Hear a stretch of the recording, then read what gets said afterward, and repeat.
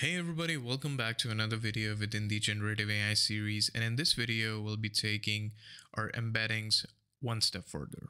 So in the last video, what we did, we created this neat code which would actually help us create embeddings out of our data. Very simplistic form of sentences like hello world, hello universe, and we had a query string. Again, something pretty straightforward.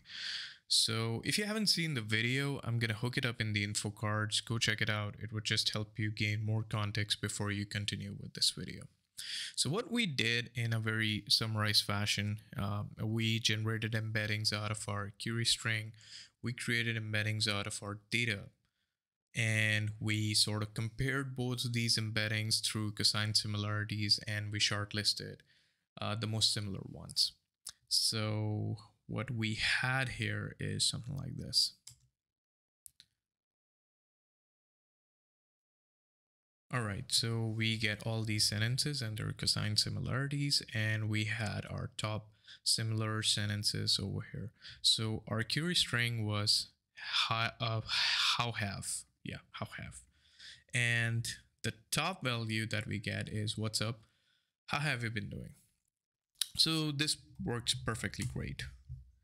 But the problem is, this is a very simplistic example.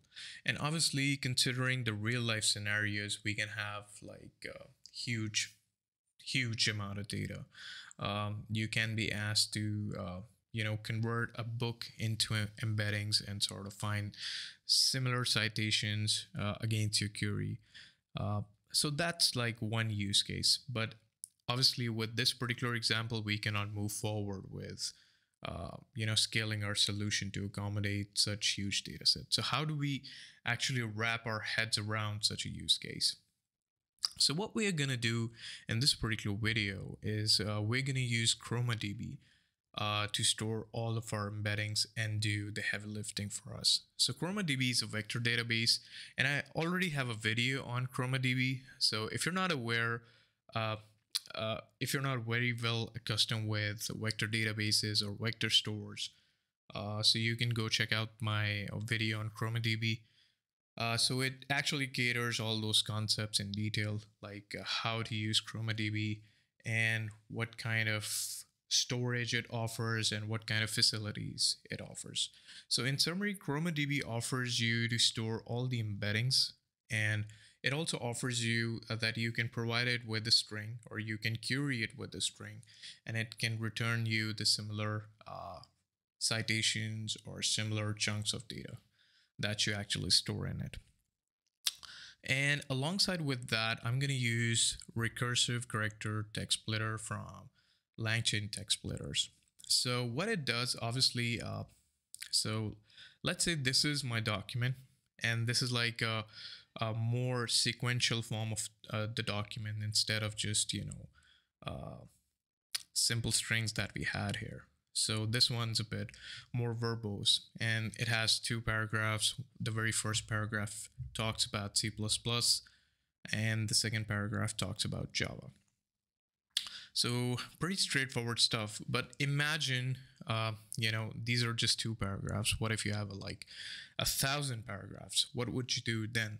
So obviously you cannot just grab the whole document and shove it into the DB.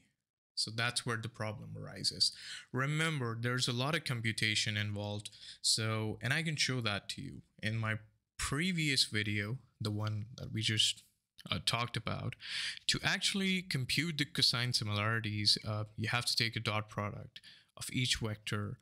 You have to create the norm of the vectors, and then you have to create the similarities. And the problem is that when you're generating embeddings, that's really a computation intensive task in itself. And whenever you're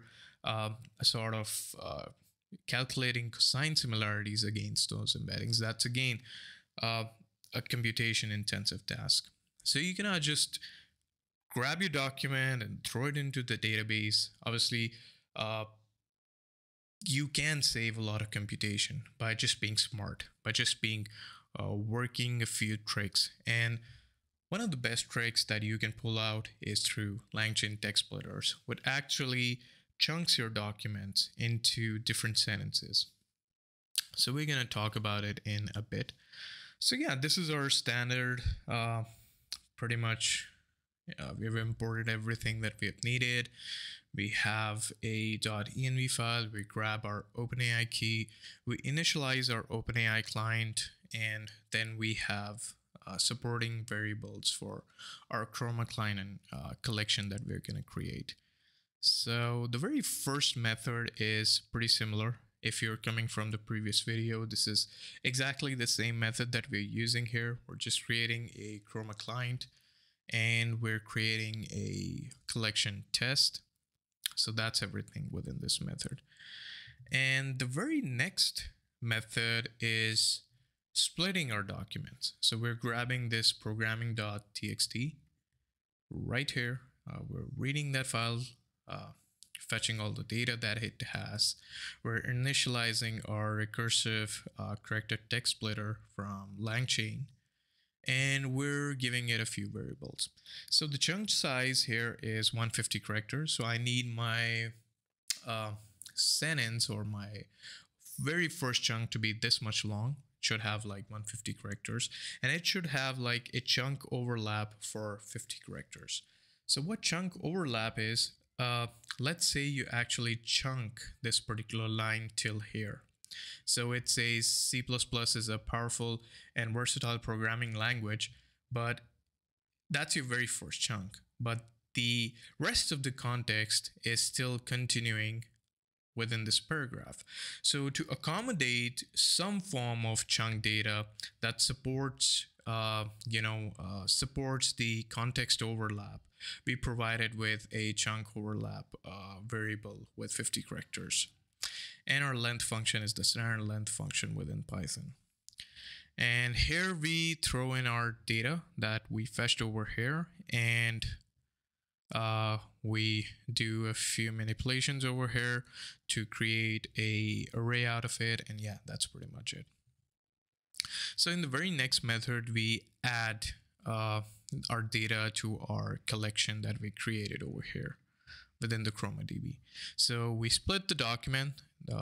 This is the function over here, and we create a few IDs against those documents. So whenever we're storing data within ChromaDB, we need to specify ID against each chunk. So we're creating a few chunks over here. Perfect. But one thing before just throwing these chunks into the database is that we have to create particular IDs against it. And for that, I'm just using UUID. UUID4 for that, for the range and length of the data that we have here. All right. Next, we have a query which says which language has write once, run anywhere philosophy. So this is obviously Java, because this is the string over here, write once and run anywhere.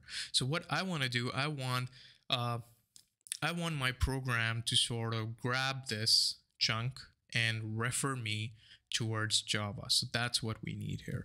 And that's how these assistants or agents are doing it lately within these AI products like OpenAI Assistant or LangChain agents and stuff like that. So within the result, I'm just going to query this. I'm going to throw in my query over here, and I'm just going to grab the top two results, and let's see how that works out. Next, I have all my functions being called. I'm creating my collection. I'm adding stuff to my Chroma collection, which happens to be this method over here that we just discussed. Next, I'm just sort of getting the results against my query. So let's go ahead and let's run this. So I have Python PDF embeddings.py. So this is going to take a while. Oh, but this one was quick. So I have my results over here, and as you can see, once and run it on any device that supports Java, thanks to its write once and run anywhere philosophy. So it actually picked up this particular chunk pretty perfectly. So this is the last chunk. And next, Java is a widely used object-oriented language. So yeah, and it has the distance value of like 1.17, which happens to be the highest. So this is exactly what I wanted to show you, like how we can sort of convert our sequential text within the PDFs or storybooks, blogs, whatever, into informative chunks that can be extracted by your vector database.